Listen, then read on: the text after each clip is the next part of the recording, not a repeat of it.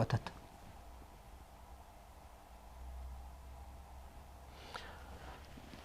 Мына мен ойлонуп көрсөм, аял жоопкер дейт да. Анан эме аткарбай эле койсо болобу аял ал жоопкерчиликти? Жок. Аткарбасаң жашооң татаалдашып атат. Улуу күчтөр аркылуу жазаланасың, тарбияланасың дейт. Кел аткаралы энелер, эжелер, жеңелер, карындаштар. Эркектер аялды жакшы көрөт. Аял жандуу дейби? Эмнеге деп ойлонуп көрсөң, бир кыры аял аалам болсо, анан жүрөгү тартылат экен. Кел ошо жүрөгү тартылган эркектиби? Мындай бир аганыбы? Амал менен өстүрөлү. Ушу ойлонсом, турмуш башыман далайды өткөрдү, башыман өтпөсө дагы мындай бир турмуштарга, болуп аткан окуяларга маани берип ар жагын көрөм, изилденем. Мына көп эжелер, жеңелер ыйлап калат күйөөсү өлгөндөн кийин. Жакшылык көрөрдү өлдү. Балдар чоңоюп калганды эми бир жакшылык көрөрүндө өлүп калды. Же жакшылык көрбөй эле өтүп кетти деп өлгөндөн кийин. Анан ойлоном да, бул ким өлтүрөт депчи. Ошол аял өлтүрдү. Мээрим төгө алган жок. Коштоп колдой алган жок. Аялдын жан дүйнөсү жарды болсо үйдө жакыр жашоо башталат дейт. Анан ойлонсоң, сен дудук эмессиң да. Ошо кезде сүйлөп калбайсың кара куш мээң иштесе. Мактап, коштоп, колдоп, жазап, өлгөндөн ыйлаганың кеч да.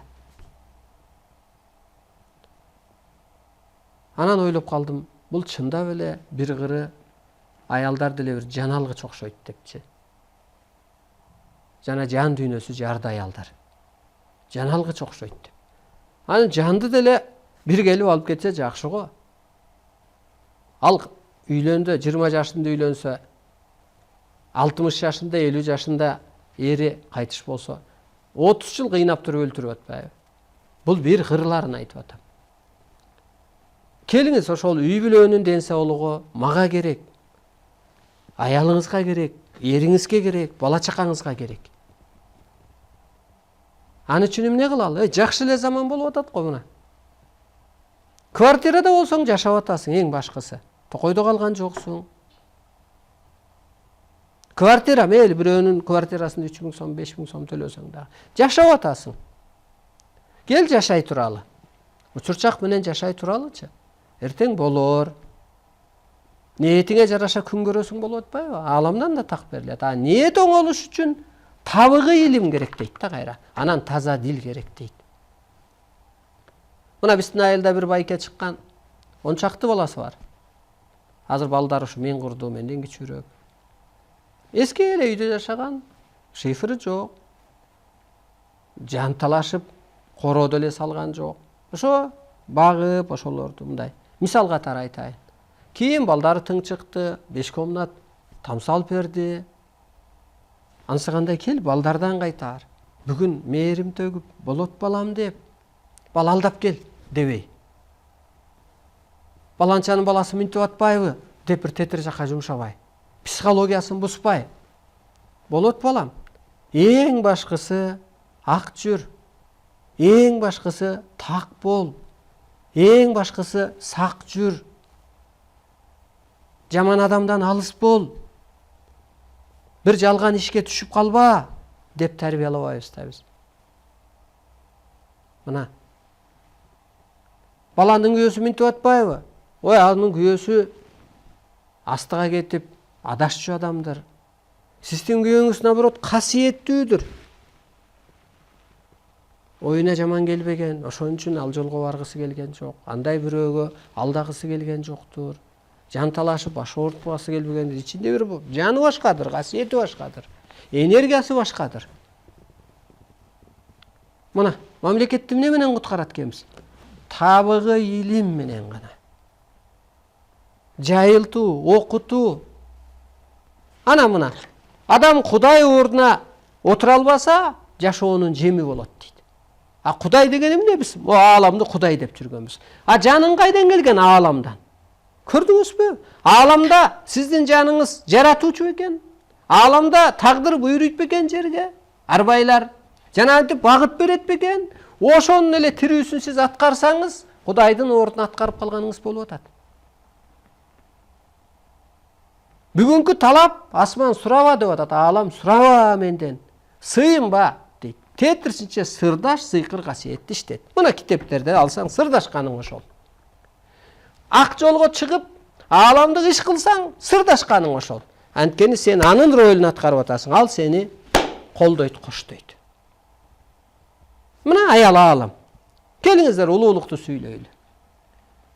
Караба ал эркекке теңелбе. Же да бир классташыңа теңелбе. Ал кийинирээк өсөр.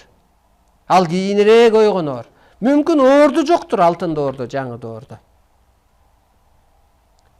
Балаңа, кызыңа карап ыйлаба. Ал минтип атат деп. Анын жаны бөлөк. Ал Кудайдын баласы. Сенин балаң эмес, сенин кызың эмес, ал Кудайдын, ааламдын баласы. Ал башка кызматка келген. Ааламдан тирүү адамды алып келбегенден кийин, ошо сиз аркылуу эле жаралган, сиз аркылуу чоңойгон. Болду, андан мисалы, чымчык чоңойтот, канаттуу. Учуп кетет, андан билбейт да, жоопкер эмес.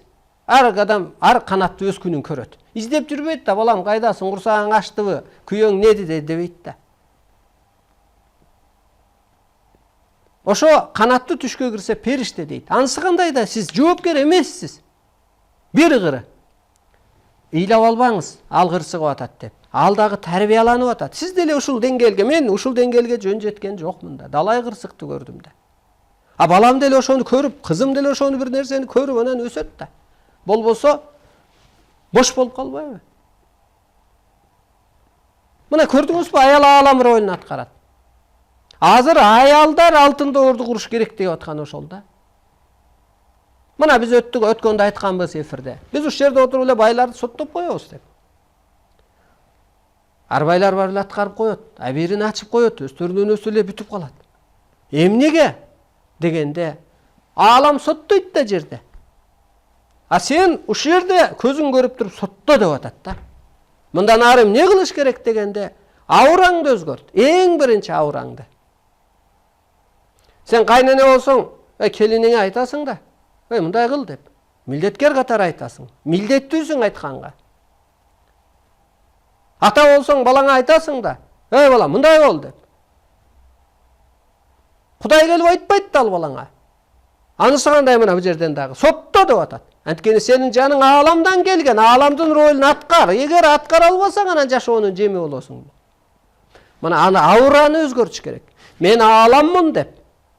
Мен боёкмун, жашоону боёйлам. Мен мээрим төгө алам. Мына Кудай мээрим төгүп атпайбы?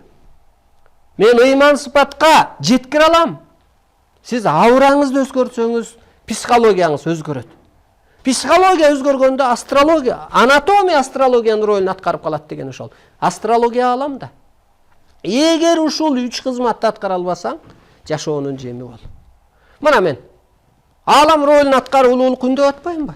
Аалам ролун аткарып энергия аркылуу өстүрүп, энергия аркылуу энергия жөнөтүп, энергия аркылуу лечение кылып атпаймынбы? Кудайдан берген күткөн умайлыкты мен теледен өткөрүп атпаймынбы? Келген адамды умайлык кылып, керек болсо ичи кардын тазалап, бооруна чейин тазалап, кереги жок болсо энергия менен өстүрүп атпаймынбы?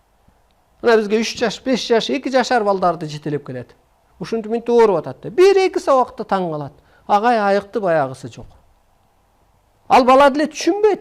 Мен эмнени сүйлөп атам? Ошо келип жатып,